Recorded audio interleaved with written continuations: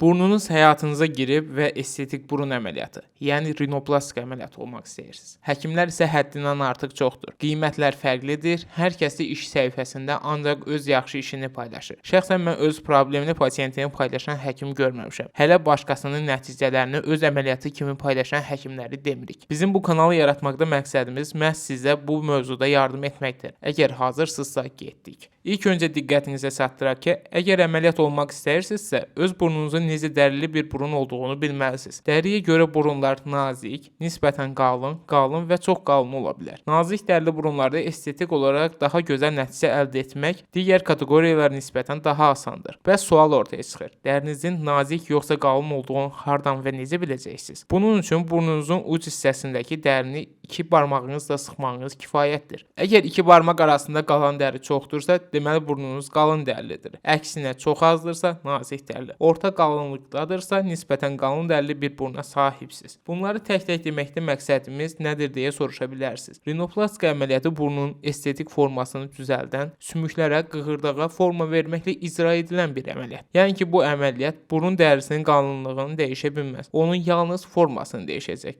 Əgər burnunuz əməliyyatdan öncə qalın dərili idisə, əməliyyatdan sonra da qalın dərili qalır. Amma burnun forması dəyişir. Məhz bu baxımdan qalın dərili burun əməliyyatları nazik dərili burunlara nisbətən daha çətin keçən əməliyyatlardan sayılır. Bundan əlavə burnun daxili və xarici durumu, travmatik və ya ağır travmatik burun olması da əməliyyatın çətinliyini artıran durumlardandır. Bəs həkim seçmədən öncə nələrə diqqət etməlisiniz? Birinci əsas məsələ həkimin lor estetik cərrah olmasıdır. Artıq Azərbaycanda digər bütün əməliyyatları demək olar ki, sığorta qarşılayır deyə hamı loru dildə desək yerindən duran artıq rinoplastika əməliyyatı icra edir. Ona görə də birinci seçdiyiniz həkimin lor estetik cərrah olması önəmlidir. Bir daha qeyd edək ki, estetik cərrah yox, məhz lor estetik cərrah. 2. İşə təzə başlayan həkimlər özlərinə yeni qurbanlar tapmaq üçün əməliyyat qiymətini əsasən çox ucuz edir. 800 manat, 1000 manat, 1200 manat və s. Bunun səbəbi bir növ həm pul qazanmaq, həm də bu ucuz qiymətə gələnlərdən bir növ təcrübə siçanı kimi istifadə edib normal əməliyyat etməyi öyrənməkdir ki,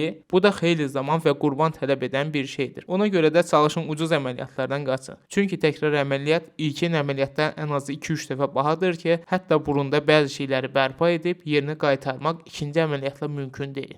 3. Həkimin əl işləri. İlk öncə səhifədəki əl işlərinin həqiqətən həkimə aid olub-olmadığını dəqiqləşdirin. Hər həkimin əlbəttə ki, uğursuz nəticələri olub. Amma bu uğursuz nəticələr müxtəlif səbəblərdən ola bilir. Birinci, həkimin səhvinə görə, ikinci, buruna qoyulan qığırdaqların burun daxilində fərqli reaksiyasına görə, üçüncü ən önəmli səbəblərdən biri isə sizin burnu doğru qorumadığınıza görə. Bu günə bu qədər. Rəylərdə estetik burun əməliyyatı ilə bağlı sizi maraqlandıran sualları yazın. Mümkün qədər hər birini cavablandırmağa çalışacağıq. Paylaşımı rəfiqələrinizlə, dostlarınızla paylaşmağı unutmayın. Rinoplastika komandası olaraq sizin xidmətinizdəyik.